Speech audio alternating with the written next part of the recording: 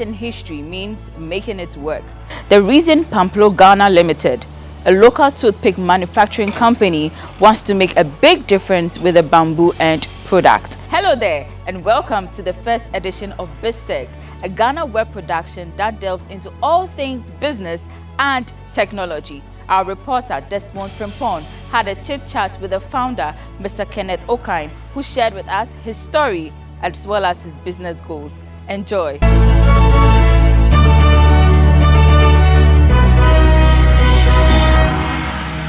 Over the period, the focus has been on gold, diamond, a lovely cocoa, and not too long ago, bauxite. Did you know that the bamboo industry or the bamboo sector could be a very lucrative source of boost to the Ghanaian economy?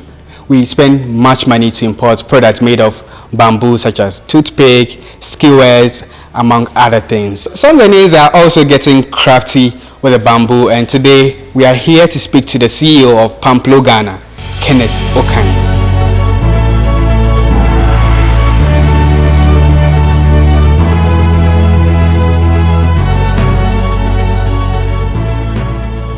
We know it's a multi-million industry, and we're wondering how many Ghanaians are taking advantage of an opportunity like that. And there you are making crafty sticks. And so we just want to zoom into the interview and ask you how it all started for you. I got incorporated way back in 2013. As I've indicated earlier, it started as a hobby. I started at the back of my yard in East Legon. But then today, this is where I find myself. My entire career has been in banking. So you left corporate Ghana or corporate financial Ghana to invest in sticks. And so I'm wondering, what was that thing that pricked your conscience? What was that thing that made you want to venture into sticks? Okay, I became impregnated with this idea way back in the UK. When I was doing my MBA with the University of Leicester. It's funny how it came about, but there was kind of a presentation in class then. We were in the MBA marketing class, and a discussion ensued. The professor had put forward a question to a Chinese friend of mine, and we're just pulling legs in class. And I think people became irritated. And then out of that, he posed a question to me that we Africans, what do we produce? We laughed over it that day. I went home back in London and I thought about it. I wasn't happy because I could not answer him. I told myself that, okay, when I come back home, I'm going to start something too. Okay, so how was the reception? And I mean, most of the time, starting capital has always been a challenge for startups and people who would want to do manufacturing work. How was it for you? Is it that you have a very, maybe aristocratic background, so that wasn't an issue for you at all? How did you even start it? Where did you get the money to start with? Okay, as part of the money that I brought down from the UK, I had a little saved. And to venture into an industry like this, it's an unknown terrain. You cannot go borrowing money to either venture or to set up such a thing. I decided to start very, very small, and it's on that ground that the first importation of machines that I brought down, they weren't of the highest spec. So in terms of capital, yes, it was huge money, but I was prepared to go the length and breadth of it. That's a long haul to learn the craft. So I indeed invested some money that I had saved to bring down some machines, to learn and to work around them. So I brought all those machines. I actually got them to the back of my house, and that was where I started operations. I engaged some few work. Is it because you sat down one time and realize, well, Ghana doesn't import, or Ghana isn't crafty with the sticks, and you knowing the potential of the stick, that's why you ventured into it? Because there are lots of opportunities, there are lots of areas you could have gone into, but then again, you decided to get those sticks to a crafty ending. Casting my eyes around, I was like, okay, we have a lot of bamboo, and we're not making or utilizing it to the optimum. So I decided to venture into anything that was bamboo related, and it's even from the name of the bamboo that I took, to be in the name of my company as Pamplo Ghana. The Ghans, I'm Ghana, the Ghans call it Pamplo, so I used the name Pamplo to be the name of my company. So I was ready to venture into anything that bamboo can be used for. So then again, how would you describe your first production? The first time that you got your team together and then you came out with the end product that you've always envisioned? The reaction was funny. In fact, I called China, those that have sold the machines to me, that look, you people are joking. Is this what you sold to me? The first one, I just kept them at home. If you see them, it's nothing that you would want to buy. It's nothing that you would want to buy. But as I have indicated, it's just for hobby. So I use them all the same. So if somebody would say that Ghana is not producing toothpick, at least I was in the position to produce toothpick for myself and use it at home. I'd always leveraged on the emotional appeal of the product. It's not hidden that we Africans do not venture into parts of this industry, this sector. We don't have the capacity, the capability. So I rule on that appeal to reach out to traders, to reach out to chop bars, to reach out to, let's say, restaurants, that okay, this is a product that we all can be proud of. I have people even outside of this country as well, far in Burkina Faso. In Burkina they don't have bamboo, but then they eat a lot of meat. They do a lot of stuff that you need to prick with a stick. So they get in touch with me and I produce for them. So I have quite a wide range of clientele. Burkina Faso hasn't got the resources to do the products that you do, then you are supplying them. Where do you get the bamboo to even begin? Where do you source your raw material? There's a perception. It's a perception that Ghana abounds with bamboo, and in fact it was also the perception with which I had that the whole idea of going into crafted sticks started. Dowel rods, lollipop sticks, kebab sticks, skewers, toothpick, and all that. But it was not until I started using the bamboo that's either harvested from the forest that I realized that we are not prepared as a country. We have various types of bamboo within the forest. So, but then yours are locally sourced? Yes, mine is locally sourced. Okay, so how was it for you when you made your first sales?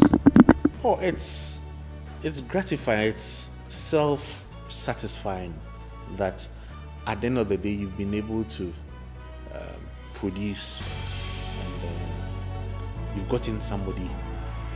Because you always have it at the back of your mind that okay, this thing that I'm doing, is anybody willing to buy?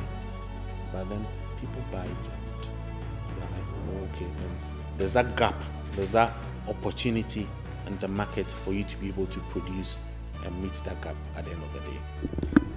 What's your, should I say, the smallest sales you've made compared to the biggest you've ever made since you started business? It varies, and it also gives different levels of satisfaction at the end of the day.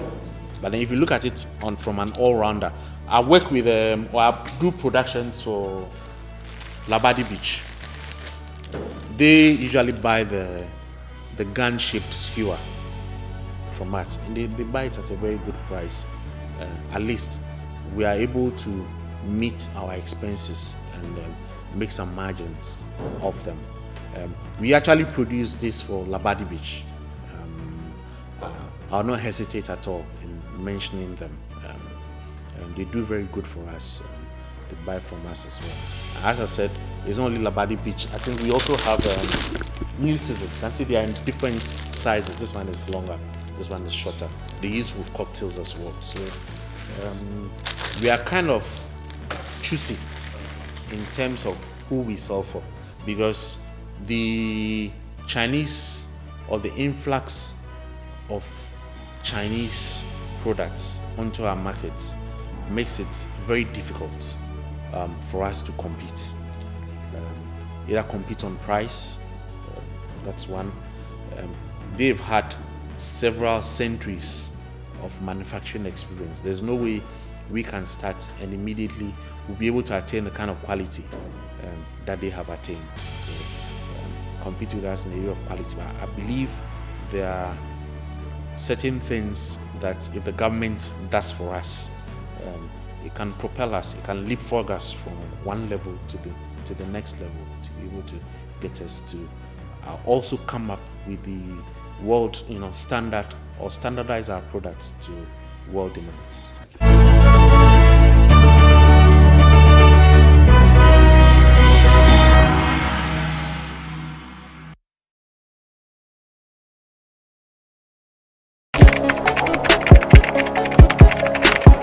We table issues relating to the arts and entertainment for a riveting discussion, of course, without fear nor favor. The question the presenter asked them was a dumb question. You need to speak the fact and move. Varied views. We agree to disagree. So I would disagree with everything you said. I think that he's a smart guy.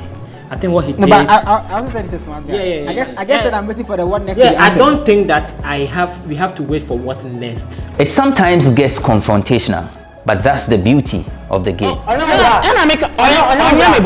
Today you're funny face. It's not my brother. I don't know him. You don't know funny face. It's not my brother. You don't know funny face. Humor, we've got you covered. Me from TV3 incident, to you see me na me face a plan. Me who say be for me who say as a plan here. Because I say back from my TV3 buy boom. Yeah. Na ko YouTube ya say me patcho. O patcho say.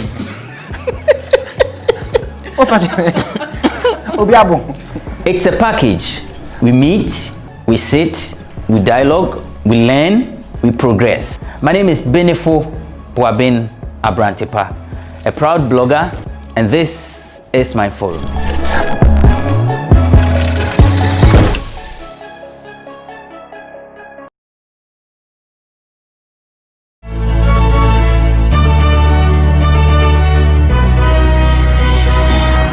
I want to know, how do you deal with uncertainties?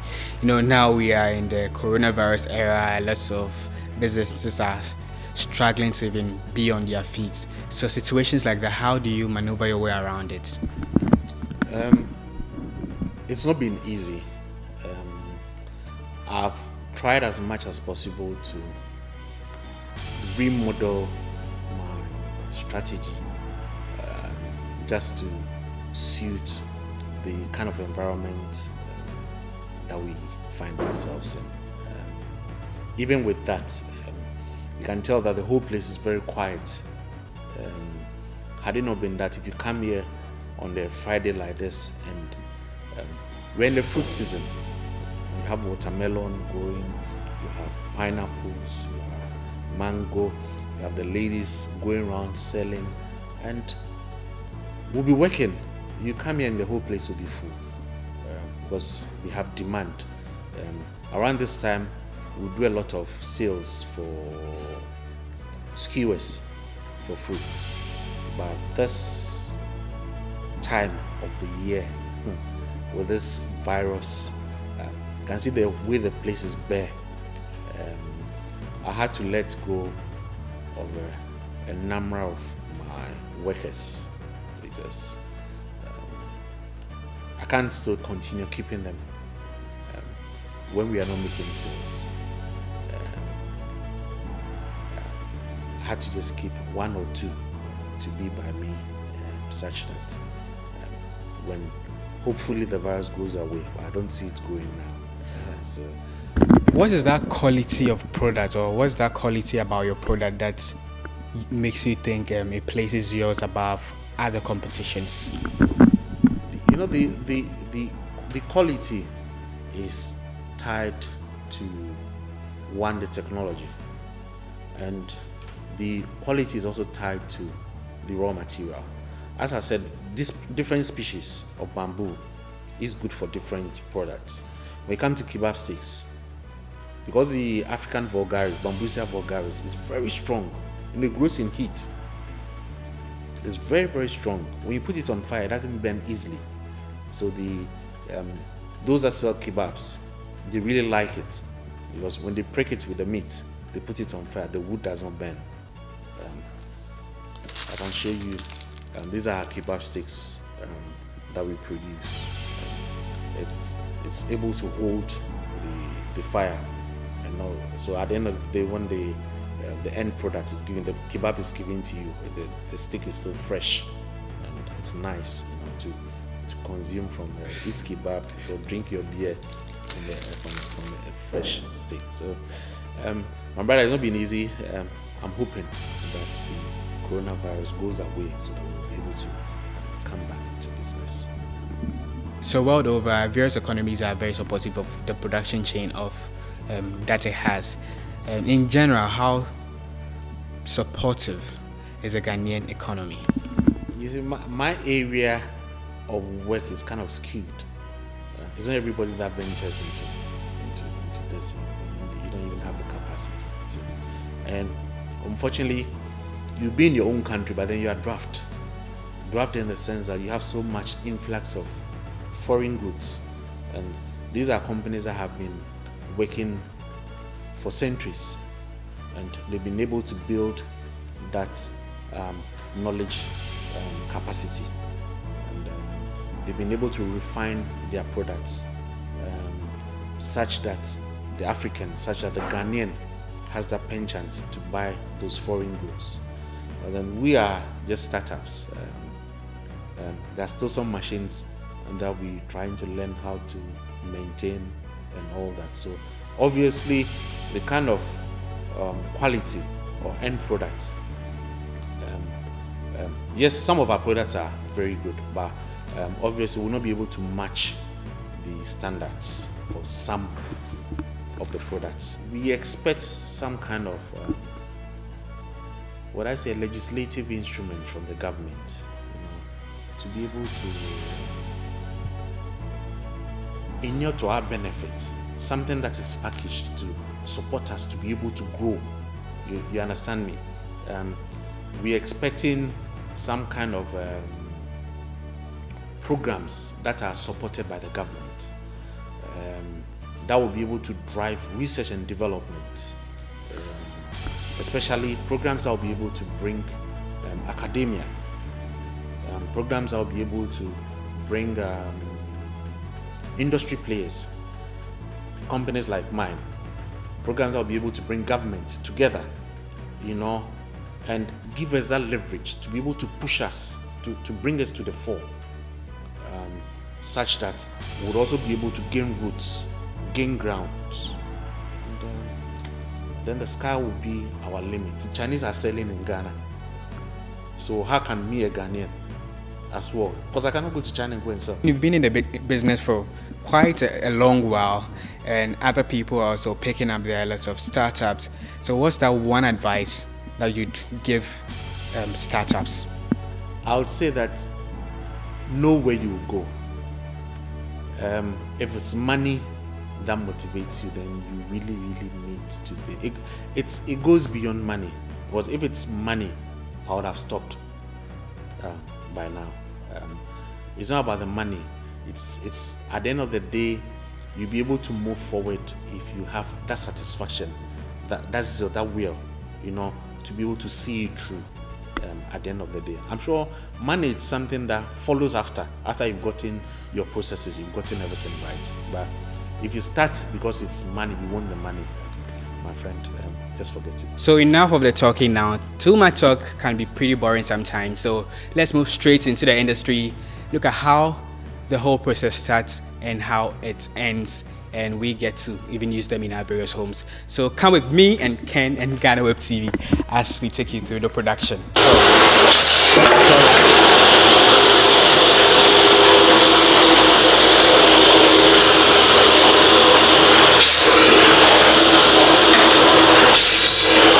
What we just did was to cut the bamboo into length that will be easy to handle, and also take opportunity to do what we call the knot removing. It's not all, sometimes the knot does not allow the products to come out fine or the way we expect it to come. So we cut it to a set out, in chunks that will be able to handle quite easily.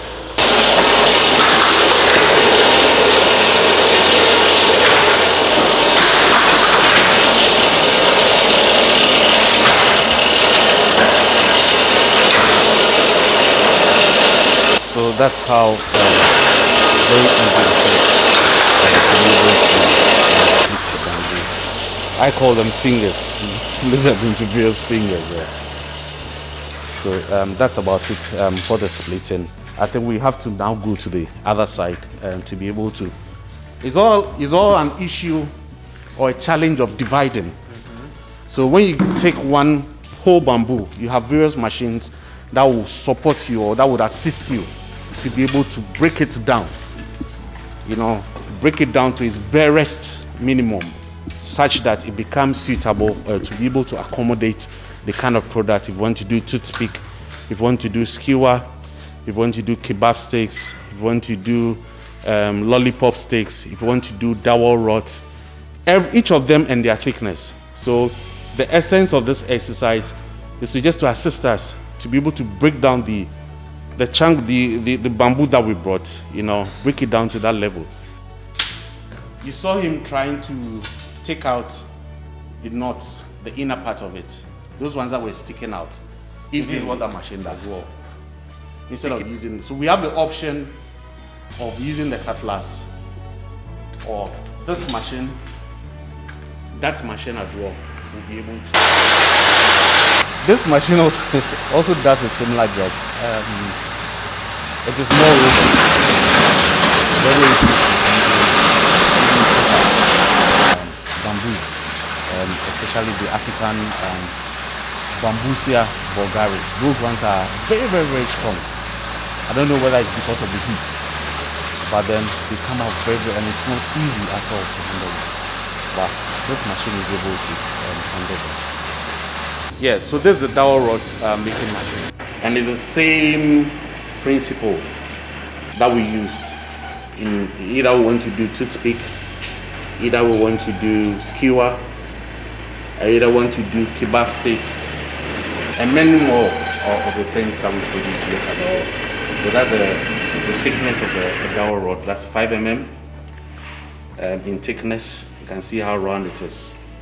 So after this process, you go for polishing to make it look very, very smooth. You can see for yourself how smooth already it is.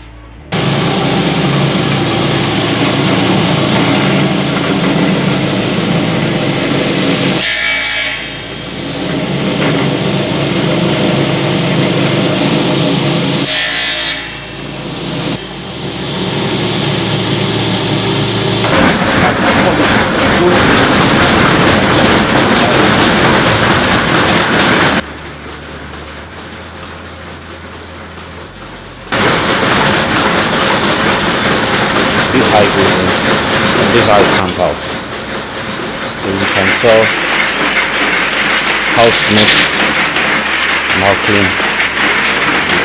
So this is called dowel rods. What is it used for? For catering. The cake stands. The wedding, all those big cakes you see, the stands that they stand on. This is what they use. Nice. So we encourage all Ghanaians to buy from us. Pamplo Ghana. We are Pamplo Ghana Limited.